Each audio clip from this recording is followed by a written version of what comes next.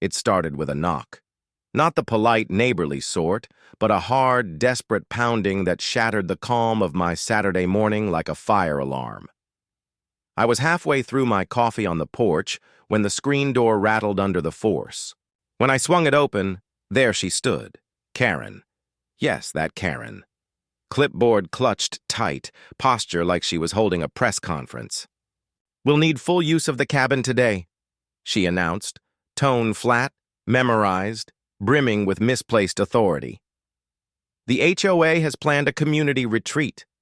Over 100 attendees by noon." I stared at her, mug frozen midair.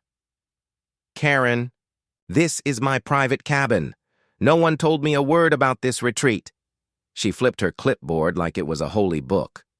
"According to Rule 13, subsection 4, any common amenities—" "This isn't a common amenity," I cut her off, pointing. At the iron gate I had welded myself 2 years earlier. "I bought this land. I maintain it. You don't get to host parties here."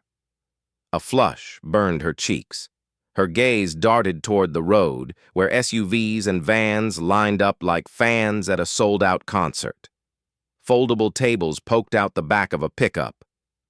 "You're causing a scene," she hissed. "You'll embarrass yourself in front of the whole community." "Oh, you want a scene?" I said evenly. I stepped back inside, grabbed my keys, and walked past her entourage without a word. At the gate, I swung the iron bars shut with a clang, locked them once, then twice. Karen's mask cracked. "You can't lock out the neighborhood." "I just did," I said coolly, heading back to the porch. "Let's see what your clipboard can do now." Phones came out, people filmed, someone shouted about calling the sheriff. Karen's composure faltered, but I was only getting started. My property wasn't just fenced. It was wired with cameras covering every corner. As I drained my cold coffee, I began pulling footage, ready to catch anyone foolish enough to push their luck. Karen had just declared war, and she had chosen the wrong opponent. Within minutes, Karen paced like a general without troops. Cars stacked up at the gate, guests confused and restless. Her frantic calls carried to my porch. "Yes, officer. He's blocking an HOA event." "No. I don't have a signed permit, but this is a community matter." Classic Karen. For years, she twisted HOA rules to fit her whims, shutting down yard sales, harassing kids on bikes, fining homeowners over paint shades. But hijacking my property? That was a move no law would defend. Sure enough, 20 minutes later, a sheriff's cruiser rolled up. The deputy stepped out casual, eyes scanning the crowd. Karen rushed him like he was her savior. "There!" she barked, jabbing a finger at me. "He's locking us out of the retreat space. We booked it." The deputy walked to the gate, calm as stone. "Sir, mind stepping down a moment?" I strolled over, paperwork in hand. "Afternoon, officer. Just so it's clear, this is my land. Got the deed right here." Karen screeched. "He's exploiting it. It's listed in the community files as common ground." I handed over the papers. "Not anymore. It was in HOA zone 5 years ago.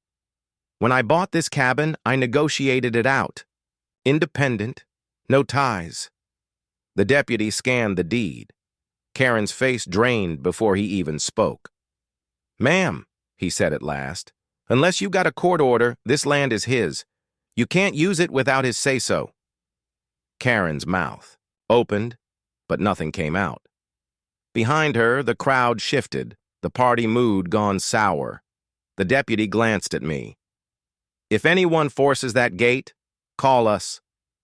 "Will do," I said calmly. Karen's scheme had collapsed in front of everyone. But I knew her. It wasn't over. She'd regroup, and sure enough, Monday morning, 3 letters were taped to my gate, each dripping with legal jargon and empty threats. The first, notice of violation. The second, intent to fine $500 a day. The third, demand to host a makeup retreat within 7 days. I tossed them into the wood stove, but not before scanning. Every word. Karen wasn't looking for fairness. She wanted to bury me in paperwork until I cracked. But giving up land for her circus? Not happening. By morning, I fired back. I sent the HOA board my deed, the boundary survey, and the 2020 amendment excluding me from their jurisdiction. My email was short. Any attempt to claim authority over this property will be treated as harassment and pursued legally. Hours later, the HOA secretary replied, "We acknowledge your exemption and have advised Karen to cease further action. Apologies for the confusion." Confusion, please.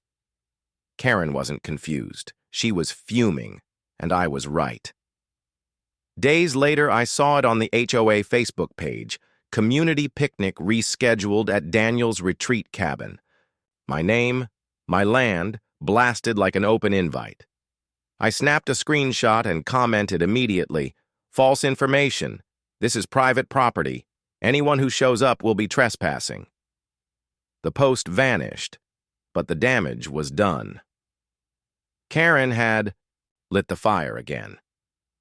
3 nights later, at 12:42 a.m., the crunch of tires woke me. Motion lights flared. Cameras showed a black SUV at my gate, 4 people unloading chairs, and a canopy in the dead of night. I stormed down, flashlight in hand. "Hey, this is private land. What do you think you're doing?" They froze. One stammered, "Karen said this was approved." "Karen lied," I snapped.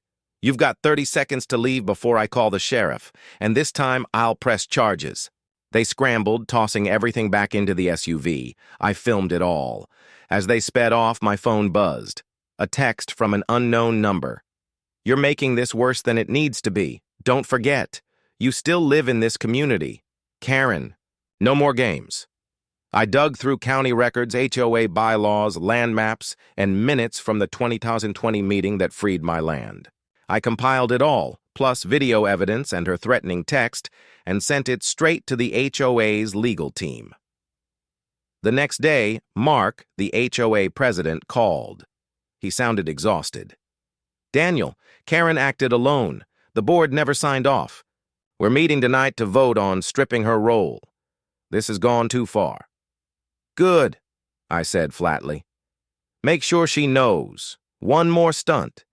And it's the sheriff's problem, not mine." That evening, I watched from my porch as cars filled the community center. Karen showed up last, pale and stiff.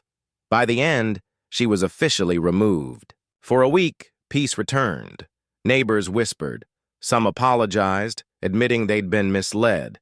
I held no grudges. I only wanted quiet. But Karen? She couldn't let go. Sunday morning, as I stacked firewood, I heard tires again. At the gate stood Karen with 2 strangers, one carrying a banner, the other a camera.